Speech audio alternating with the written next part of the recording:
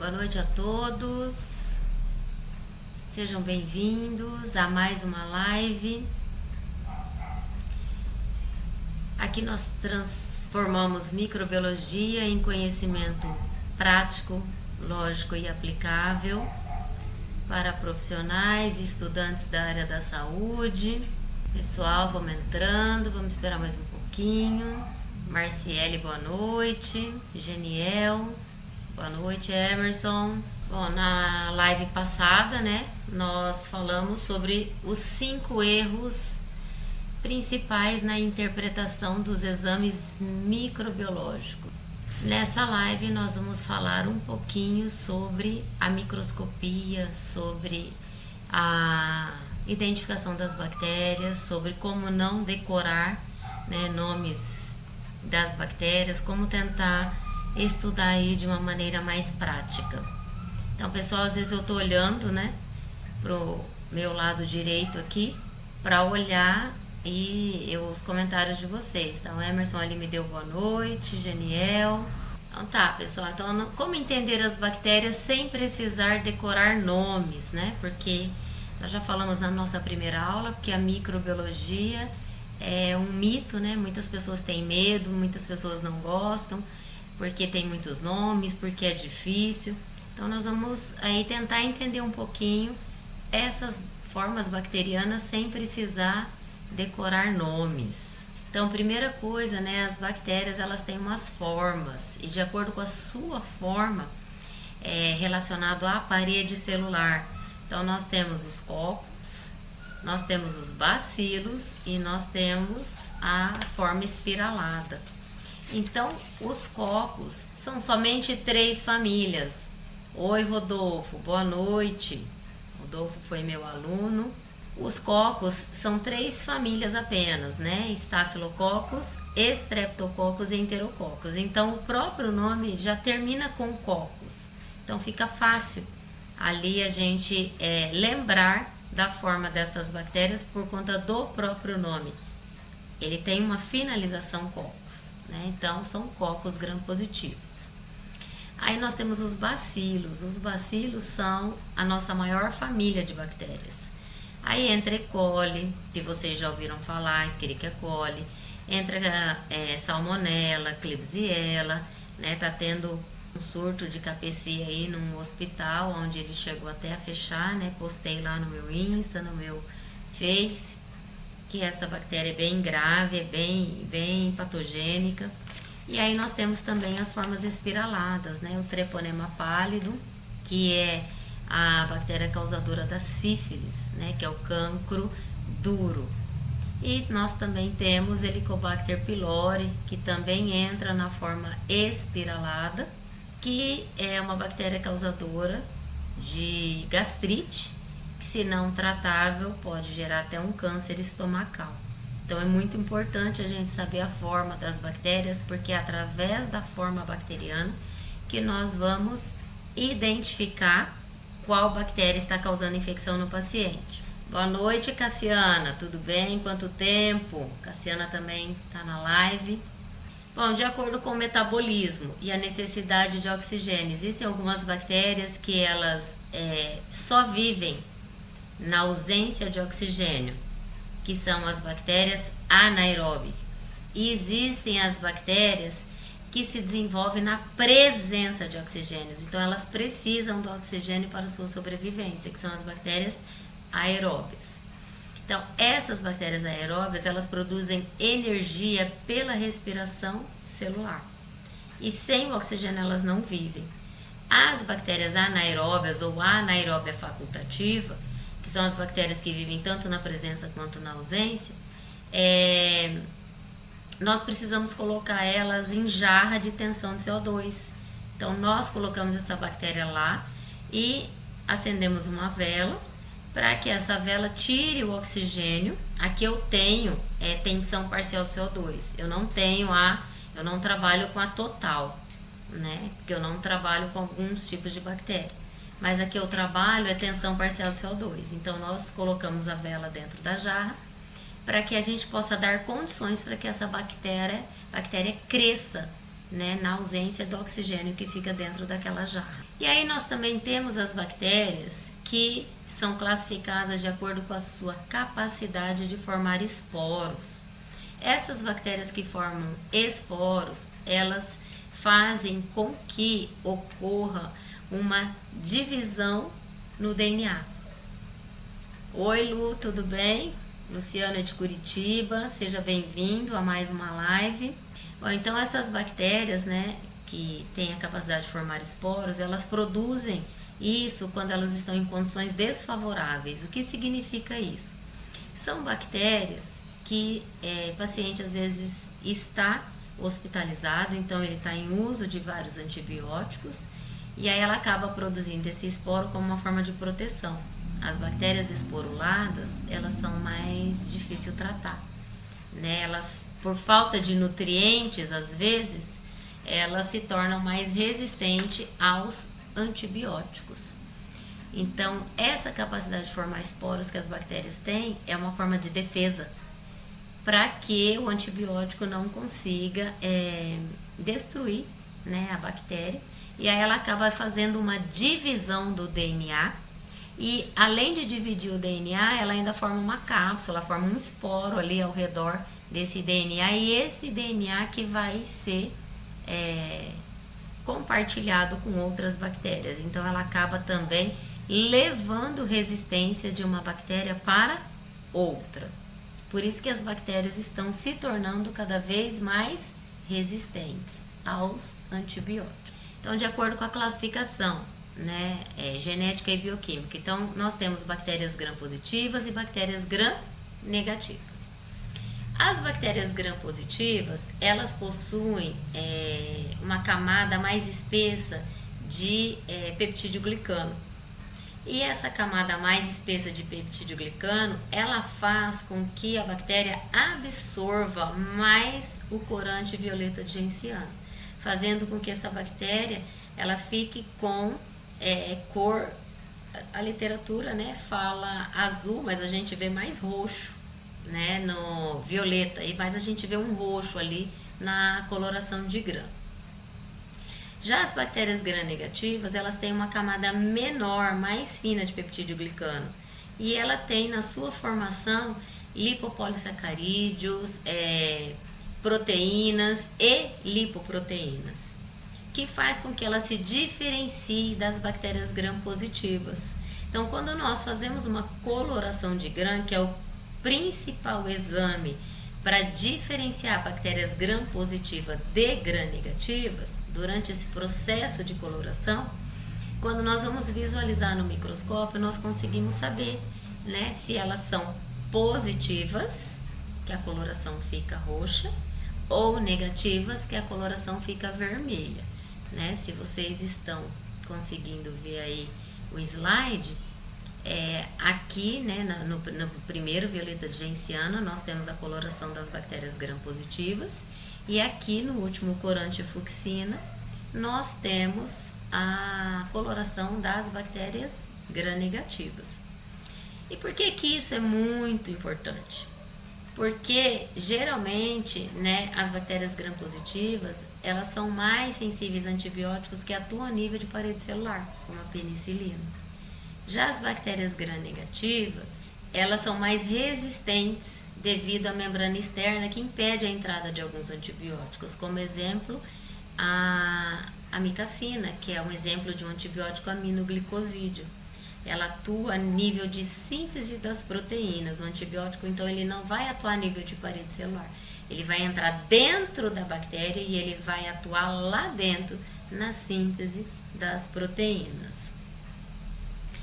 Então, pessoal, vocês estão vendo o slide, vocês estão me ouvindo bem? Ah, então tá, Rodolfo, muito obrigada, tá? Bom, então, né, eu acho que vocês entenderam, né, a importância de nós classificarmos essas bactérias. Se o médico está tratando um paciente com um antibiótico específico para um tipo de bactéria e eu libero que é outro tipo de bactéria, então isso ajuda o médico na hora dele definir se ele vai mudar ou se ele vai manter o antibiótico para aquele paciente para aquele tratamento, tá? Então, esse exame de coloração de grã que nós fazemos, ele é muito importante para nós classificarmos e diferenciarmos estas bactérias. E aí nós temos uma grande diferenciação também entre bactérias fermentadoras da glicose e não fermentadoras da glicose. O que significa isso? A nossa maior família de bactérias são as fermentadoras da glicose. Que aí entra um monte de bactérias e aí tem várias provas bioquímicas que nós fazemos para estarmos aí diferenciando elas, né? Algumas produzem gases, outras H2S, existem algumas que utilizam indol. Então, são várias provas bioquímicas aí que diferenciam as bactérias fermentadoras das não fermentadoras da glicose. Então, para nós identificarmos essas bactérias sem decorar. Então, falamos primeiro dos cocos. Existem 3 famílias de cocos: Staphylococcus, Enterococcus e Streptococcus. Que é bem tranquilo. Se você está vendo a forma de cocos, é uma dessas 3 famílias.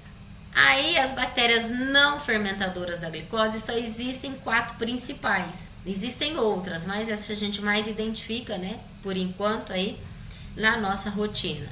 Pseudomonas aeruginosa, Acinetobacter baumannii, Stenotrophomonas maltophilia e Burkholderia cepacia. Então, tudo que for fora das não fermentadoras e fora dos cocos, aí são as bactérias fermentadoras da glicose.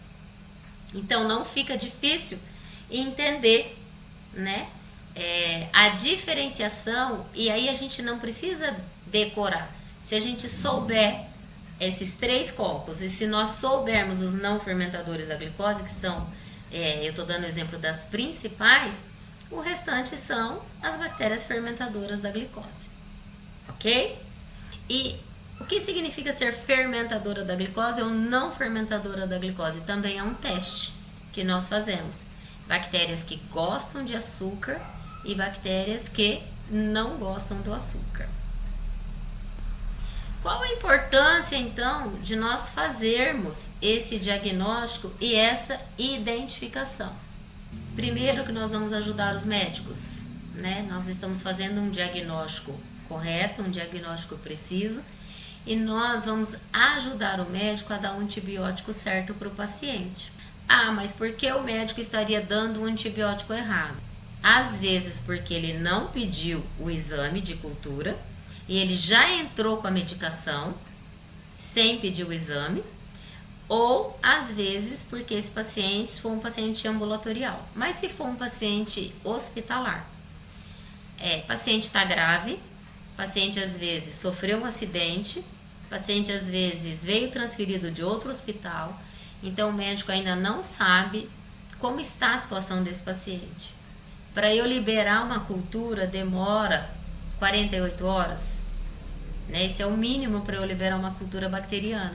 Então, em 48 horas é muito difícil o médico ficar esperando esse resultado. Então, ele já entra com antibióticos para salvar aquela vida, né? Então, quando nós liberamos a bactéria, aí sim, né, a bactéria identificada, a bactéria com perfil de sensibilidade, aí sim o médico vai ver se ele escolheu o tratamento correto ou se ele precisa mudar o tratamento para a infecção desse paciente.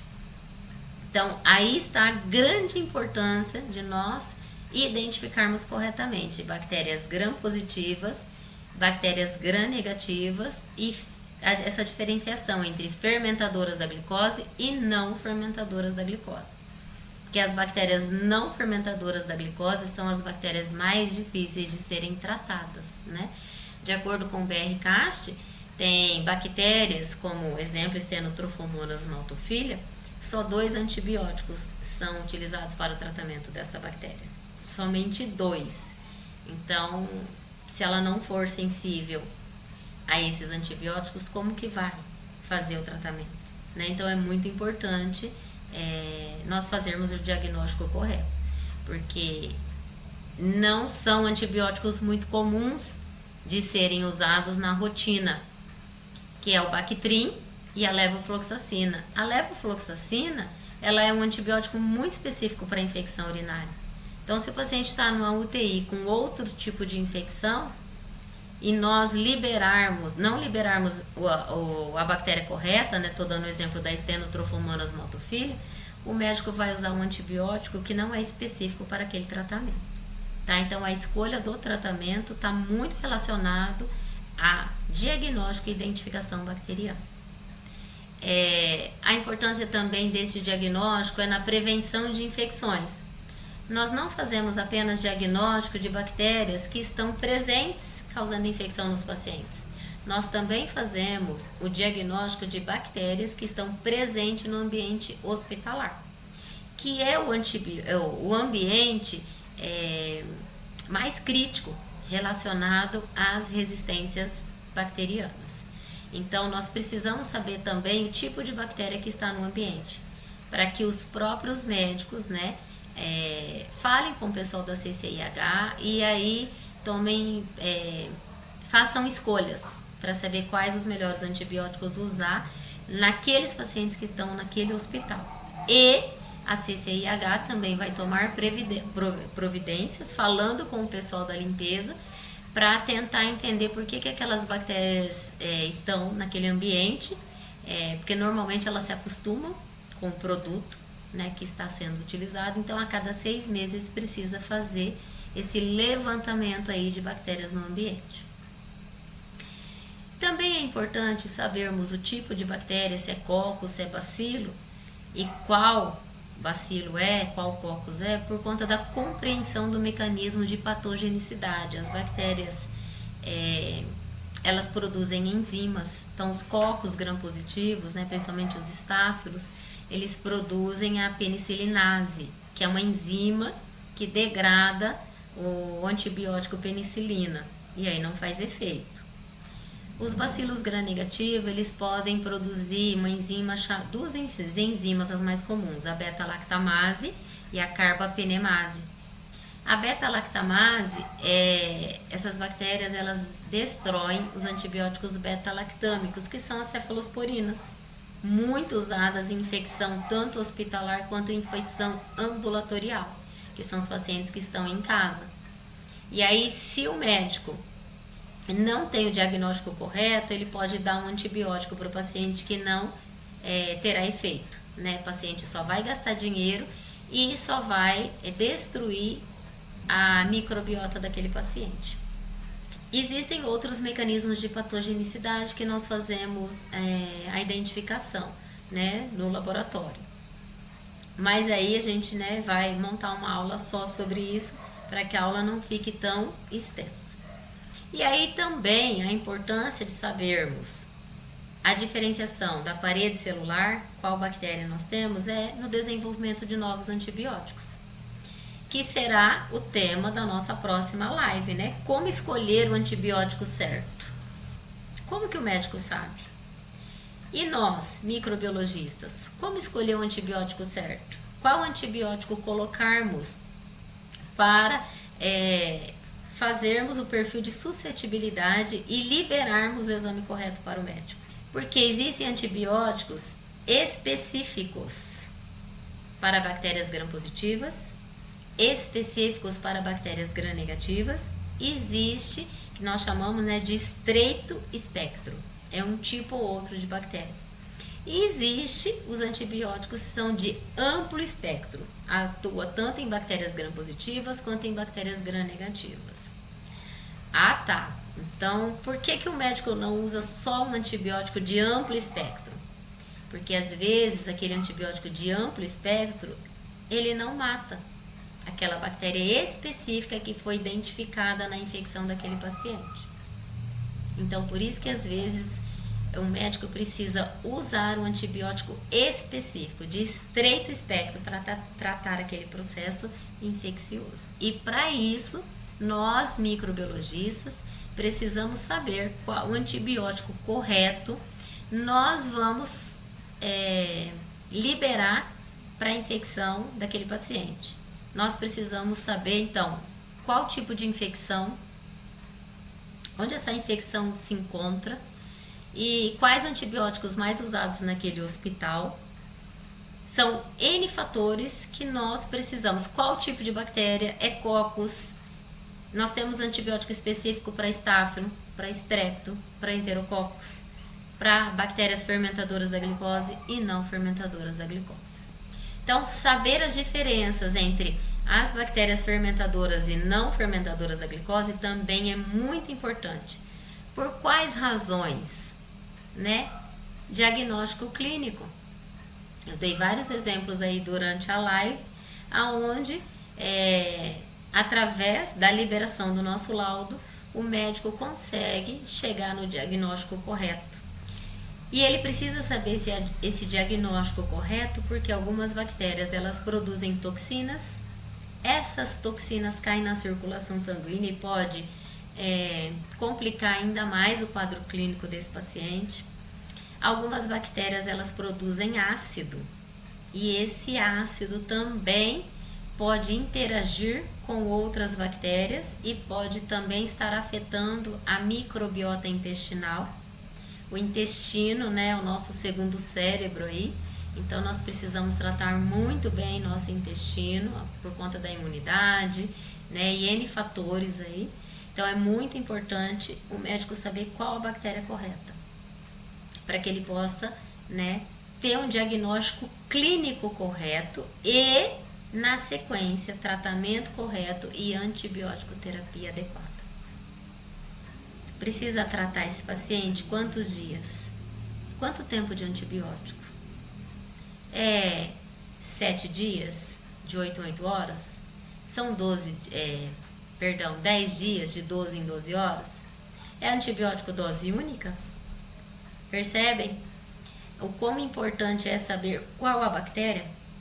Porque através do diagnóstico de qual bactéria está causando a infecção, o médico tem a liberação do antibiótico correto. E alguns mecanismos de resistência também são liberados no próprio laudo. E também, né, na prevenção de doenças. Porque se nós temos aí uma noção, se nós estamos tomando o antibiótico correto, se nós estamos cuidando da nossa imunidade, se nós estamos tomando água, né? Precisamos tomar água, porque uma infecção urinária, ela pode ser causada simplesmente porque você não toma água. O simples fato de tomar água, às vezes previne um processo de infecção urinária. Então, vamos melhorar o processo da nossa imunidade. Vamos nos alimentar melhor, cuidar melhor do nosso corpo. Nos alimentando melhor, a gente cuida do intestino, né, que é o nosso segundo cérebro aí. E aí nós vamos estar ajudando na prevenção dessas doenças. Ok? Pessoal, então vou voltar aqui para ver vocês. Hoje a nossa live é menor, né, porque é um tema bem específico, é um tema mais curto. As outras semanas nós tivemos uma aula mais longa, por conta do tema, né? Esse tema é bem mais tranquilo e nós vamos, no tema da próxima live, associar ao tema da live de hoje, porque o tema da nossa próxima live, por isso que eu não aprofundei muito, é como escolher o antibiótico certo. E aí, tem alguma dúvida, tem alguma pergunta? Vocês tinham noção do quão importante é nós sabermos qual tipo de bactéria que nós devemos fazer identificação e qual antibiótico correto? Porque existem N antibióticos. Vocês tinham essa noção que nós precisamos saber isso para poder ajudar o médico? Nós, microbiologistas, liberamos o nome da bactéria e liberamos para o médico o perfil de suscetibilidade antimicrobiana. Nós que dizemos para o médico qual o antibiótico que vai tratar a infecção do paciente. Então, por que eu deveria parar de decorar esse nome das bactérias? Porque nós precisamos entender a parede celular bacteriana. Entendendo a parede celular bacteriana, nós entendemos as classes das bactérias. E aí a gente não precisa decorar. E a gente, né, nós fazemos as provas bioquímicas e elas também nos ajudam. E a microscopia é muito importante. A microscopia, ela serve tanto como auxílio, nós auxiliamos os médicos nessa conduta de escolha bacteriana, de escolha de antibióticos, como a microscopia serve de diagnóstico. Como assim de diagnóstico? Algumas bactérias elas não crescem em meio de cultura. E nós só conseguimos fazer diagnóstico delas através da coloração de grã. Né? Um Haemophilus ducreyi, que é o cancro mole, eu costumo brincar que ele é primo, né, da sífilis, que é o cancro duro. São bactérias bem diferentes, né? Uma é espiralada, a outra é um bacilo, mas é uma causa, né, a sífilis, que é o cancro duro, e a outra causa o Haemophilus ducreyi, que é o cancro mole. A Haemophilus ducreyi não cresce em meio de cultura. Então, como que eu consigo fazer o diagnóstico? Somente pela microscopia de grã. Então, eu consigo fazer somente pela característica da forma e cor da bactéria. Por isso que eu não preciso decorar. Eu só preciso entender essas 3 classes. Entendendo essas 3 classes, né, eu consigo fazer um diagnóstico correto. Tá? Existem outras bactérias. Gardnerella vaginalis também é uma outra bactéria, que nós fazemos diagnóstico pela microscopia.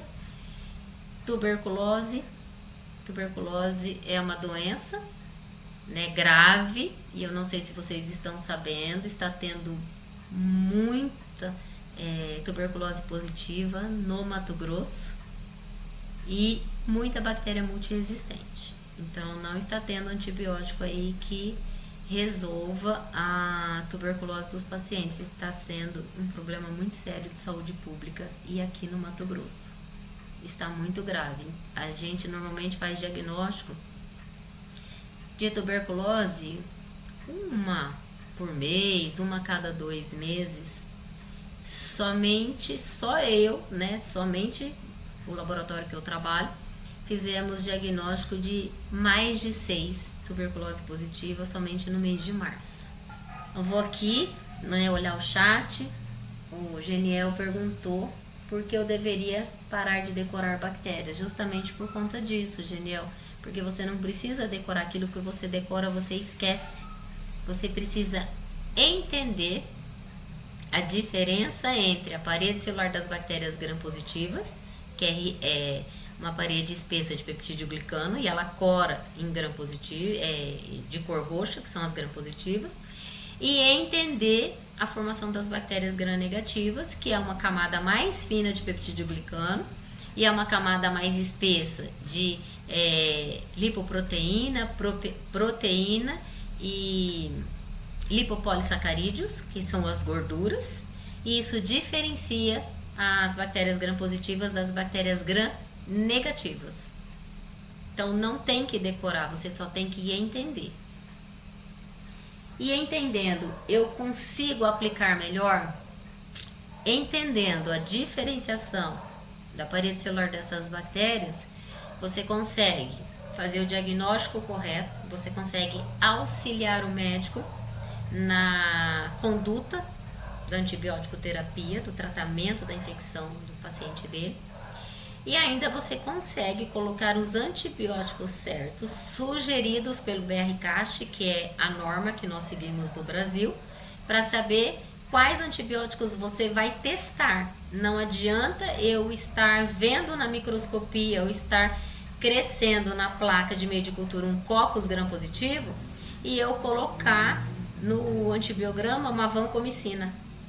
Eu estar vendo um bacilo gram-negativo e eu colocar uma vancomicina. Assim como não adianta eu estar vendo um Coccus gram-positivo e eu colocar no antibiograma uma polimixina B. São antibióticos de estreito espectro, específicos.